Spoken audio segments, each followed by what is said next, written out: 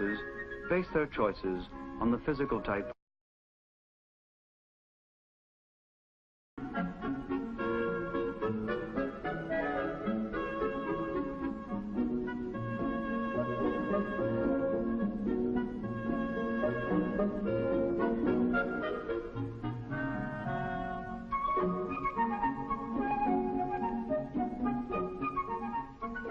For a beginning, the basic postures and gestures are painstakingly taught the little novices.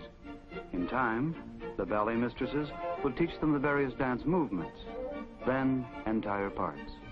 But years will have passed.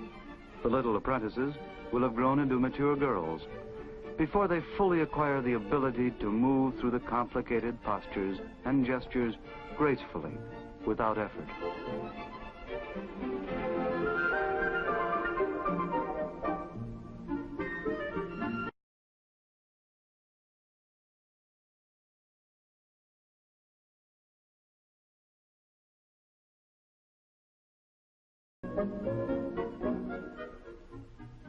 A gesture that is easy to understand, but which requires much practice to execute with grace, is the Anjali salutation. It signifies adoration, homage, worship, respect. In its simpler form, it is the gesture of greeting used by the Khmers in everyday life.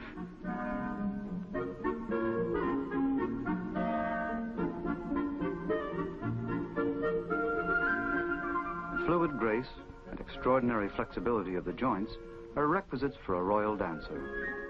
To acquire them, the students regularly exercise for suppleness. The natural suppleness of youth comes to the aid of the students in these complicated, difficult exercises.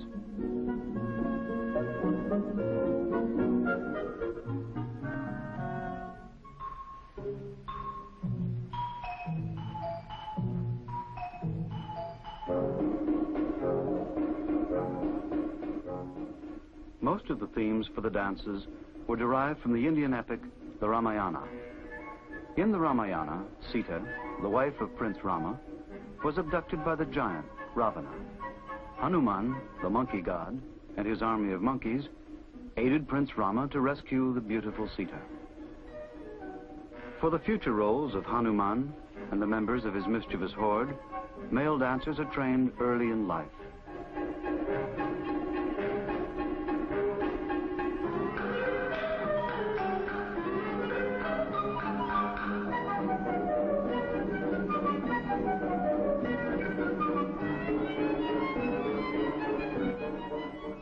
Except for a few male dancers who play the animal and comic roles, all the characters, whether male or female, are assumed by female dancers.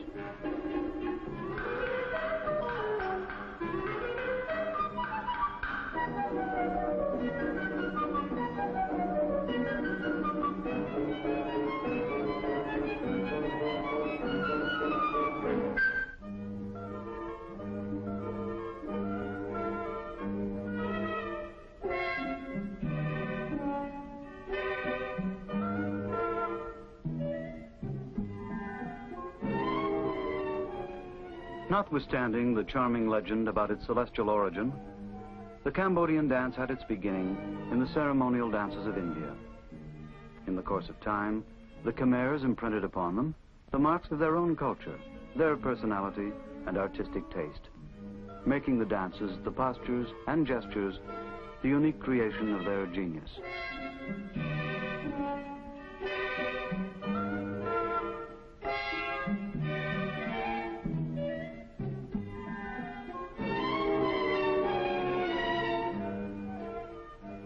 Most of the teachers are retired dancers, but young women still dancing in the Royal Ballet Corps help out also with the training of tomorrow's artists.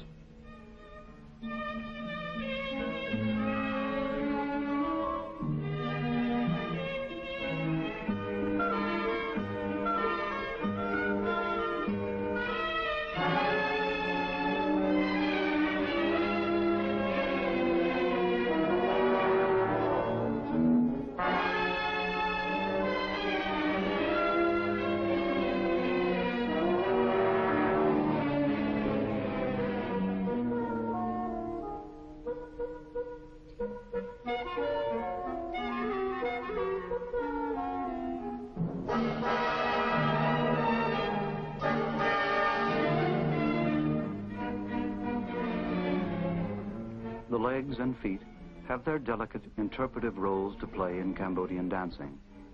However, all the major expressions are left to the hands.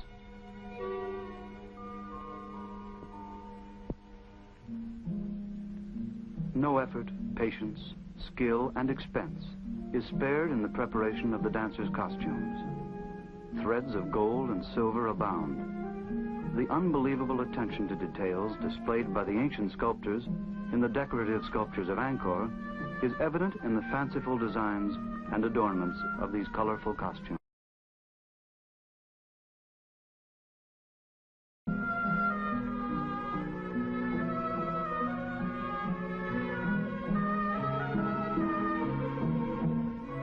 A born twin to the dance, the masks, or the art of making them, have outlived the 1,000 years. They will last as long as the ballet endures, for they are essential to the royal dance. Making the masks is one of the traditional arts taught at the École des Beaux-Arts. It is there where the masks of the royal dancers are made.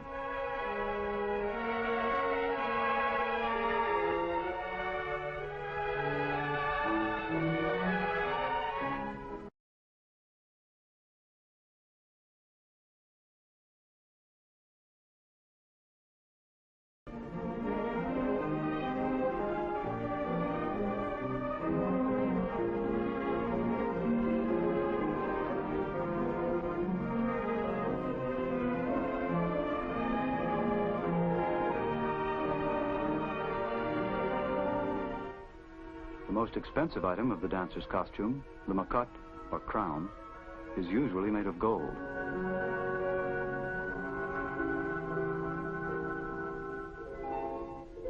Anger, sadness, entreaty, appeasement, love, and on through the whole gamut of human emotions, all these can be expressed by the gestures in Cambodian dancing.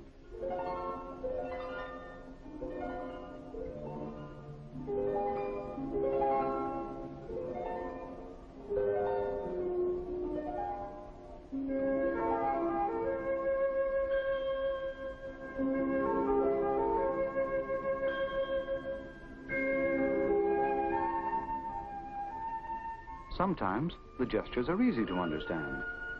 At times they require careful thought and study. But easy or hard, the gestures are done with the exquisite poetry and grace born of years of rigid discipline and ceaseless practice.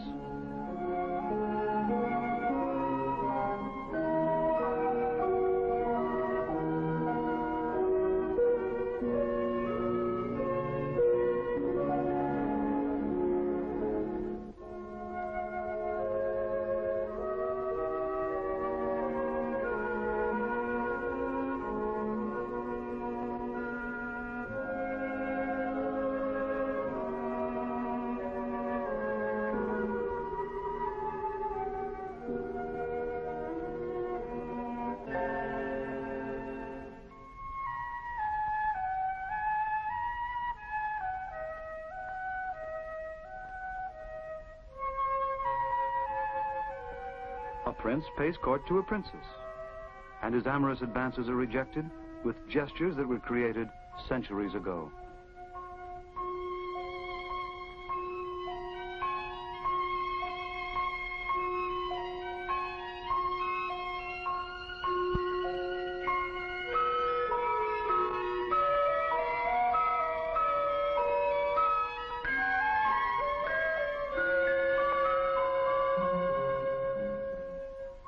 Each gesture and posture are practiced rigorously, severely, exactly.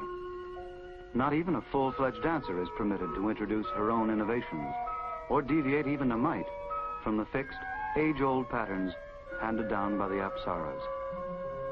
Like custodians of a priceless heirloom, and the Cambodian dance is a priceless heirloom, the teachers watch sharply, quick to rectify.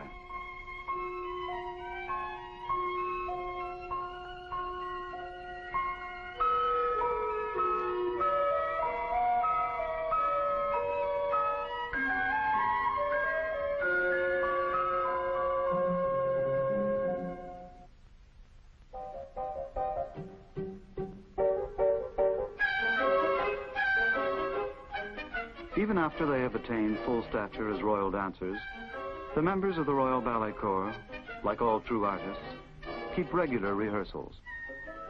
Waving canes in lieu of the jeweled swords they use in actual performances, two dancers practice the epic encounter between Prince Rama and the many-headed giant Ravana. In the end, goodness triumphs over evil.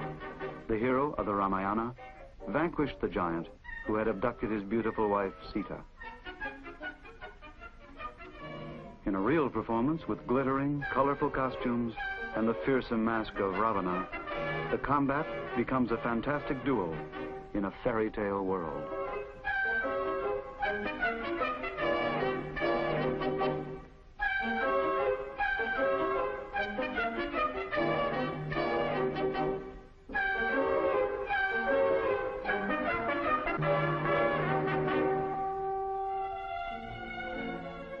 In the olden days, royal dancers performed in the half-clad fashion of the legendary apsaras. His Majesty, King Ong Dong Hariak Uriamea, who reigned from 1841 to 1860, commanded full costumes for the dancers.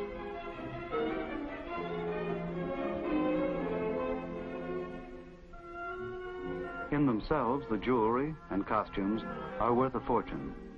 Gold, silver, diamonds, and other precious stones ornament the costumes of brocade, lame, or silk of each principal character.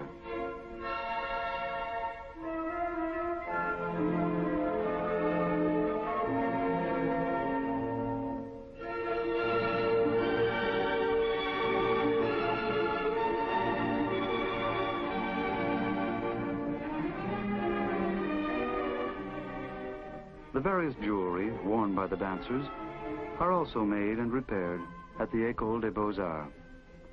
These again, like the postures and gestures and the masks, are a part of the tradition of the dance.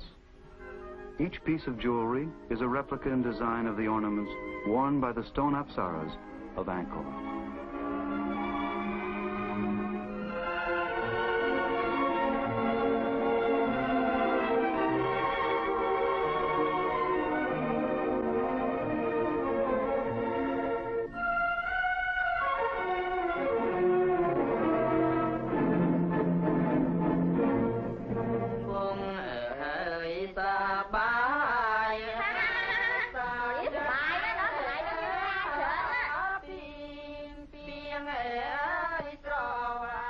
Teachers and dancers never take a projected performance lightly.